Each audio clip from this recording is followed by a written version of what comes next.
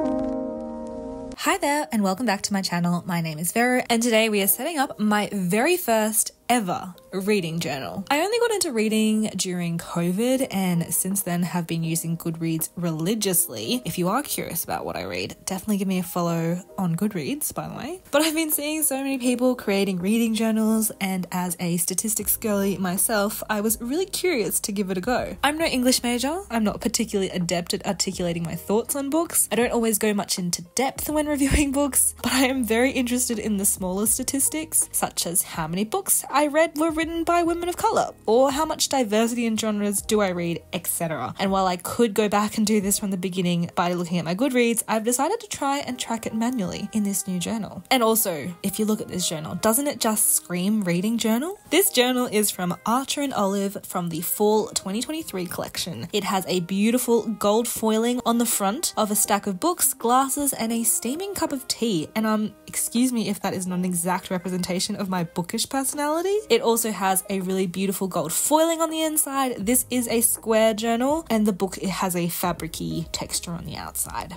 I was inspired by Plant-Based Bride for most of my spreads, so I take no credit for them. And in fact, when I say inspired, I think I copied most of them since I have never done a reading journal before. So I have no idea what spreads I'll actually end up using or what I actually needed. So I decided to copy somebody else so that I could see what worked for me, and I guess we'll review that in a year's time. To minimize the stress of creating a brand new journal for a new activity, I'm also going to be using washi tape, stickers, scrapbooking with a sprinkle of calligraphy, so there will be no fancy drawings in this video. For the name page, I decided to use stickers to write Vero Bujo, but I did not pay attention to spacing, so didn't have space to spell out the word Bujo. So I went for W, which is my surname, instead. I added one small decoration and it's the only leafy decoration I draw in this entire video, so don't worry. All of the washi tape, the stickers, the stamps, the craft paper, everything is from Archer & Olive, except for like one or two things. Most of these things are no longer available, but they always bring out really beautiful products, so be sure to use code VERO10 for 10% off if you want to purchase anything. I will say that if you are not based in the US, Archer & Olive is very expensive, but I was lucky enough to be an ambassador with them, and I am also an affiliate, so the money I spend is usually money I get from them in the first place. So, you know, I am just a little bit biased towards this brand. Let's move on to the cover page. I recently discovered the magic of glue tape rollers and it's been pretty life-changing. You can get them from your local stationery store, usually, and if you're into scrapbooking or know someone who is, this would be a very good Christmas present. Just a little bit of a wink wink nudge nudge there. I think that anyone who's into bullet journaling would appreciate a glue tape roller. And if they don't,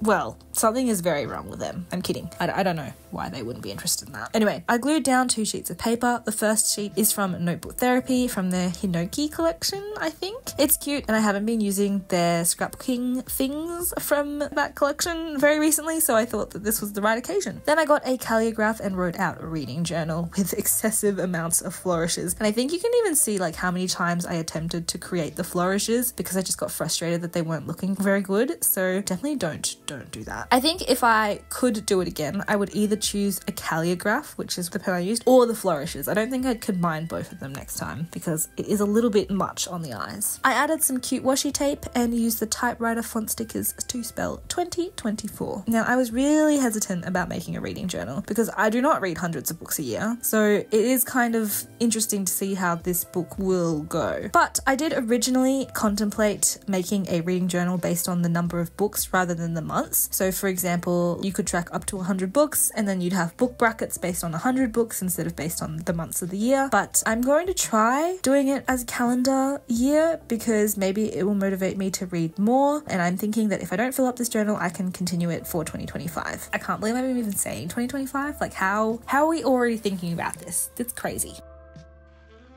My reading goal for 2024 is 70 books. It was going to be 75, but I couldn't fit 75 circles on the page because of the way I laid things out. So the goal is going to be 70 books. In 2023, my goal was 50 books, and so far I have read about 75-ish books at the beginning, midway through December, noting that in the months of July and August, my reading was close to 0, and in some months like May, I read easily 14 books in a single month. I think for me personally, it's a lot of all or nothing. When it comes to reading, I'm either really, really into it or I'm really, really not.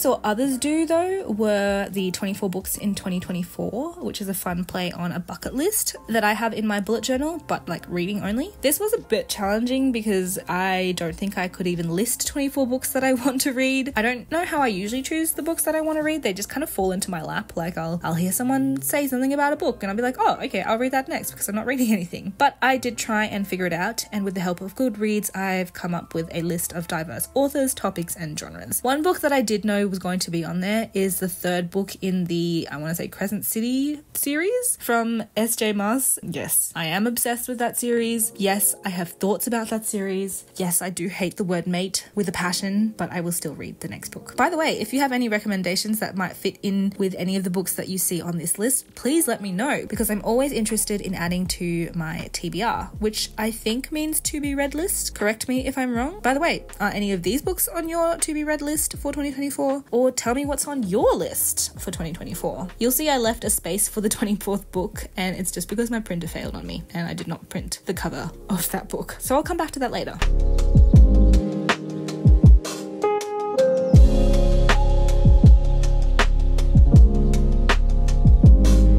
The next spread is the reading bingo spread. I loved this idea from Plant-Based Bride. I also loved it because recently I organised a work event, which was like an icebreaker bingo. So I'm just really thinking about bingo recently. I did copy a few of her categories and then came up with some of my own. My focus is to read more about Indigenous Australia, Pacific Islands, and Southeast Asia because I live in Australia and these are the cultures closest to me geographically that I'm interested in. I'm also interested in reading in other languages. I speak French and Spanish fluently and can scrape by in Portuguese, so I would be really interested in trying to read in these languages.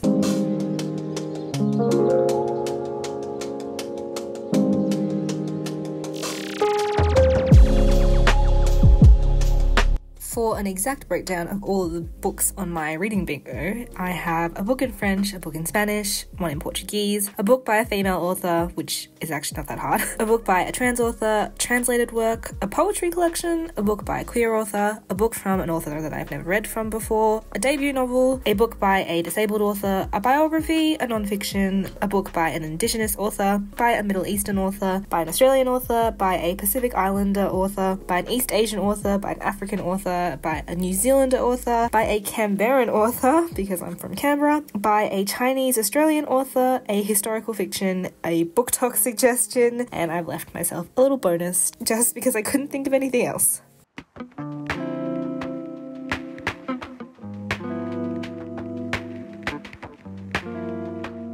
Next up, we have my book bracket, and I'm really excited about this because I can never ever remember what I read, and so having a favourite book each month is quite exciting because then I can narrow down my favourite of the year. Because if you ask me what my favourite books have been for 2020, 2021, 22, 23, I wouldn't be able to tell you at all.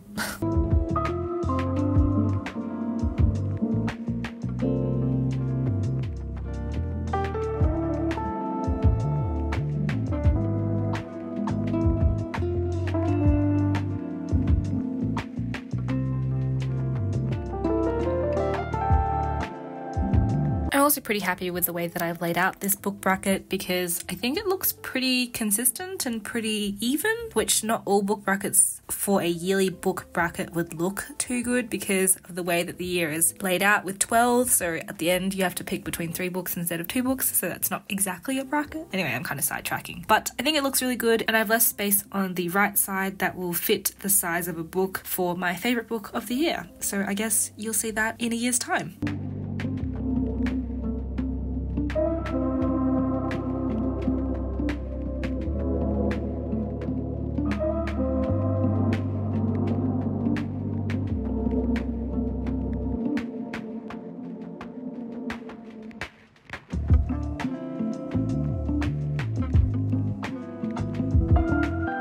A tracker that I have in my 2023 bullet journal is a calendar with the days that I read, and I took out reading related spreads from my bullet journal, so I'm integrating them into this reading journal. I'm copying the mini calendars from my Bujo, and I will highlight the days I read specific books. I think it's a fun overview of how much I read in a month/a year because it really shows you when I'm slumping in the reading department and when I'm really into it.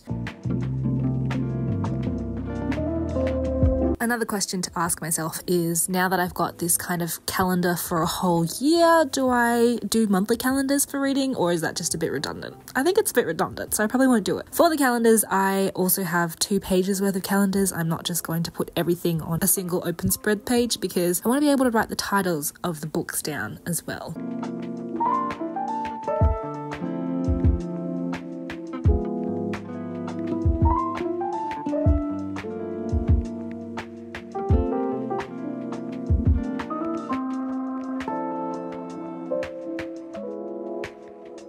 Another tracker I'm interested in is a series reading tracker, again copied off Plant-Based Bride. I'm quite unsure of this tracker because as much as I read series, I usually read ones that are finished, so this could either be a big flop or could be good, I guess.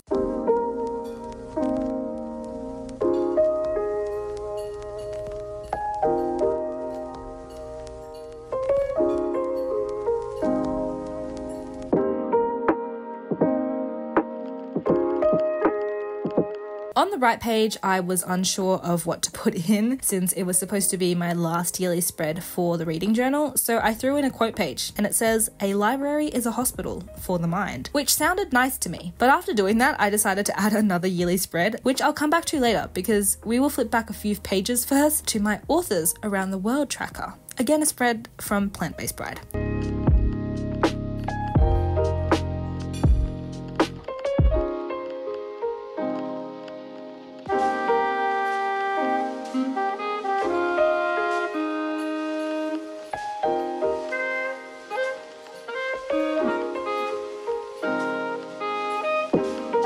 I really like the idea of reading books from authors of different nationalities/backgrounds because it gives you a broader perspective of life and highlights topics that you may not have thought about had you not read books from authors of different cultural upbringings. The space on the left will be for writing out the names of the countries because I'm incapable of remembering where all of the countries in the world are, so I just need a little bit of help.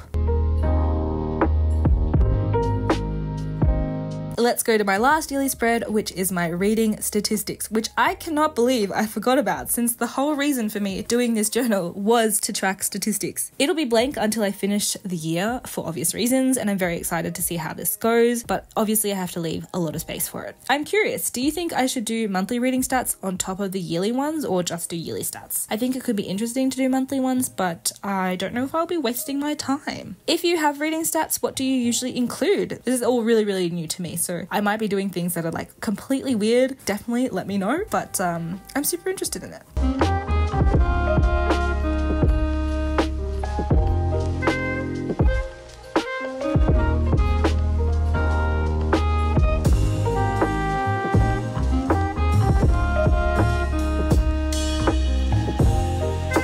I also rediscovered my book stamps, again from Archer and Olive. They were so fun to use and I can't believe I don't use stamps more often because they are ridiculously fun. Now the ink that I'm using at the moment is from No Issue and it's the best ink ever. In terms of quality, in terms of sustainability, No Issue is a really good brand that I have previously purchased a stamp from. It was my branded stamp, my logo stamp, and then I left Portugal, I think it was, and I lost the stamp and I'm so sad. It makes me sad. I don't want to think about it. Lastly, for this video, I'm just preparing my cover page for January. As you can see, I'll likely be using the same theme, washi, stickers for the whole year because I want it to be easy to use. And if you have suggestions on how to lay out your book reviews in a journal, please let me know because for the moment, I have really no idea what it'll look like. So this will be a fun journey for all of us. I think I will try and do monthly wrap-ups of my reading, but please let me know if this is something you are interested in or not. If not that many people are into it, I could be tempted to do this as a short form content instead. Anyway, let's do a final flip through of everything. I hope you have enjoyed this video. If you're interested in more 2024 content, check out my 2024 bullet journal setup, and I will see you in another video very soon.